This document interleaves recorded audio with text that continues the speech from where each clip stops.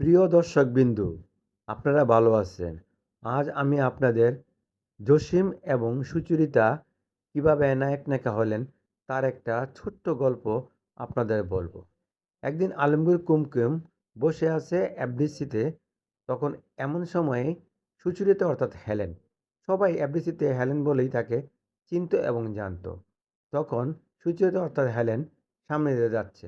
তখন আলমগীর কুমকুম বলে, ম্যাডাম শোনেন, একটু কথা ছিল আপনার সাথে।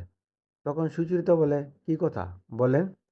তখন আলমগীর কুমকুম বলে, আমি জানি যে আপনার সাথে জসিম ভাইয়ের একটা সম্পর্ক ভালোই চলতেছে, কিন্তু এই সম্পর্কের মাঝে যদি আমি একটা কথা আপনাকে বলি, সেটাকে আপনি রাখবেন? তখন সুচরিতা বলে, কি কথা বলেন তো দেখি। দেখেন, আমি একটি ছবি করতে যাচ্ছি। ছবির নাম হলো শমশের, এবং নাম ভূমিকা থাকবে ছবিতে জসিম, এবং আপনাকে আমি জসিম ভাইয়ের নায়িকা হিসাবে নিতে চাই।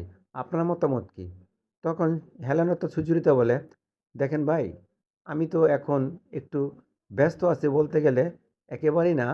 তারপরে একটা কথা আপনাকে না বললে নয়। কারণ জসিমের সাথে আমার একটা সম্পর্ক ছিল, এখনও আছে, কিন্তু এফডিসি পাড়ায় এটা নিয়ে সব গুঞ্জন শোনা যাচ্ছে। তাই আমি চাইতেছি যে বর্তমান জসিম ভাইয়ের সাথে আমি কোনো কাজ করব না। তখন আলমগীর কুমু বলে, দেখেন ম্যাডাম, আপনি কাজ করবেন না কেন? কাজে তো কোনো বাধা নেই। তো আমি চাইছিলাম যে, দেখা যাচ্ছে যে জসিম ভাই শাবানা ম্যাডাম এবং Babita madam, Anjana madam, Rozina madam, তাদের সাথেও কাজ করেছে। এখন আপনার সাথে কাজ করলে মনে হয় ভালো হতো। দর্শক একটু অন্যরকমভাবে আপনাকে গ্রহণ করত। আর আমার অনুরোধ, আপনি আমার এই ছবিটায় করেন এবং জসিম ভাইয়ের সাথে করেন। আপনি সফল হবেন এবং জসিম ভাইয়েরও উন্নতি হবে আপনার সাথে ছবিটা করতে পারলে। তখন হেলেনা তো সুচরিতা বলে, ঠিক আছে, আমি করব। আমার কোনো অসুবিধা নেই। তবে কবে ছবির মুহূর্ত করবেন, সেটা আপনি আমাকে যদি ফোনে জানিয়ে দেন, ভালো হবে। তো একটা কথা বলি আপনাকে কুমকুম ভাই, কারণ এটার ব্যাপারে কি জসিম ভাইয়ের সাথে কোনো আপনি আলোচনা করছেন? তখন আলমগীর কুমকুম বলে, না, এই ব্যাপারে আমি জসিমের সাথে এখনো আলোচনা করি নাই। তবে জসিম ভাইয়ের সাথে আলোচনা আমি আজকের ভিতরেই করব।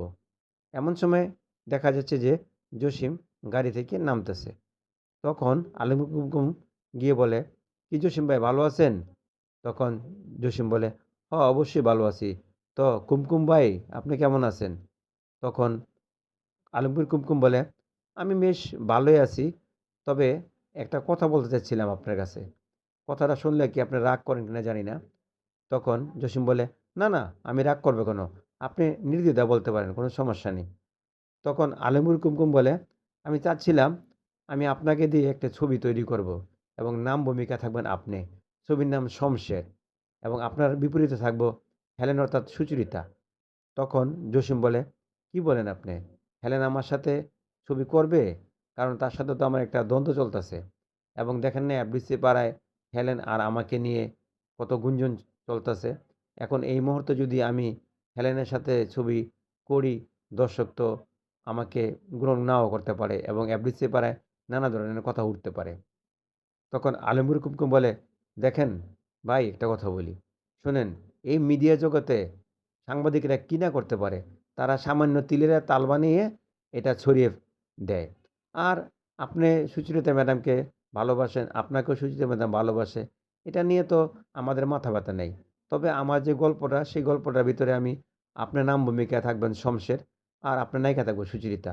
তো পাশাপাশি এই ছবিতে আরও একজোড়া হিরো হিরোইন আছে।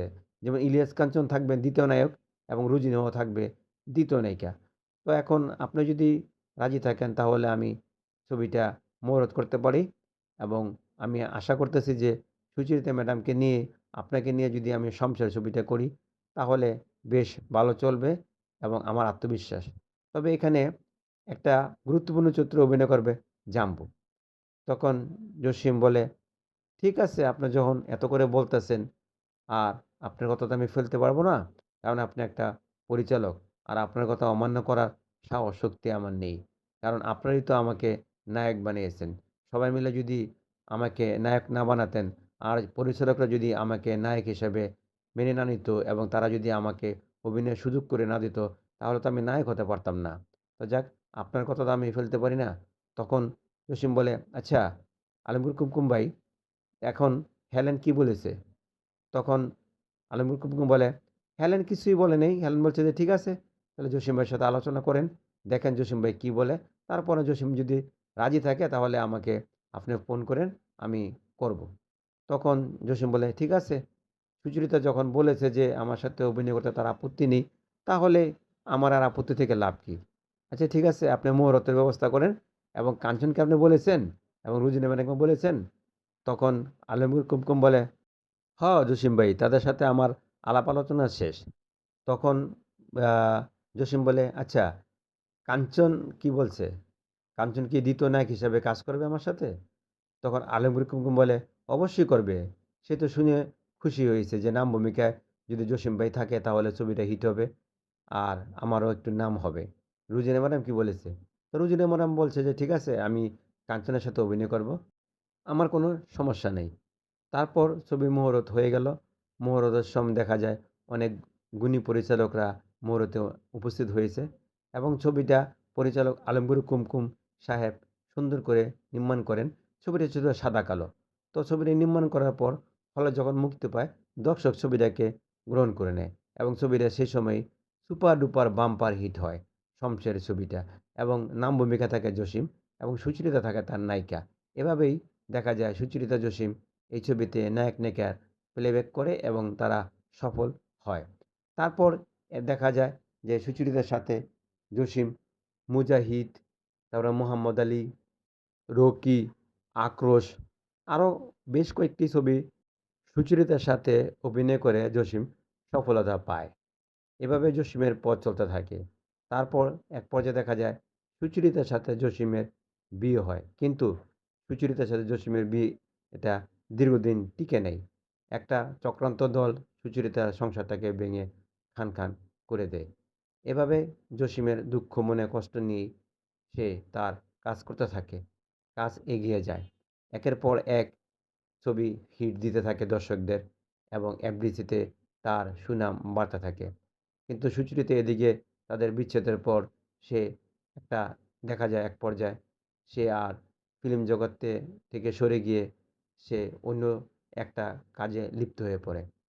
কিন্তু তারপরে আবার সুচরিতা বেশ কিছুদিন পর আবার ফিল্ম জগতে ফিরে আসে।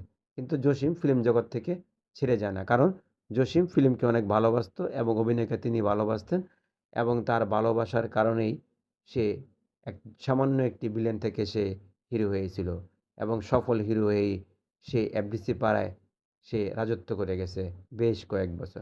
কিন্তু জসিম কখনোই নিজেকে গর্ব করে বলে নাই যে আমি একজন হিরো। অহংকার, অহমিকা তার ভিতরে ছিল না। সে সাধারণ মানুষের মন জয় করতে পেরেছিল। কৃষক থেকে শ্রমিক, বৃদ্ধ থেকে ইয়ং জেনারেশন সবাই জসিমের ছবি দেখত আর তার ছবি দেখে করতালি দিত। এভাবেই দেখা যায় যে জসিম এবং সুচরিতা জুটিবদ্ধ হয় পরিচালক আলমগীর কুমকুমের মাধ্যমে। তো আলমগীর কুমকুমও অনেক খুশি হয়েছিল শমশের ছবিটা সাফল্যের পর। প্রিয় দর্শকবৃন্দ, যদি আমার এই গল্পটা ভালো লেগে থাকে, জসিম সুচরিতার গল্পটা ভালো লেগে থাকে এবং তাদের নায়ক-নায়িকা হওয়ার যে গল্পটা ভালো লেগে থাকে, তাহলে অবশ্যই আমার চ্যানেলটাকে আপনারা সাবস্ক্রাইব করবেন, আমার পাশে থাকবেন, যাতে আপনারা আমার নতুন ভিডিওগুলি অতি তাড়াতাড়ি পেয়ে যান। ধন্যবাদ, ভালো থাকেন। আল্লাহ হাফেজ।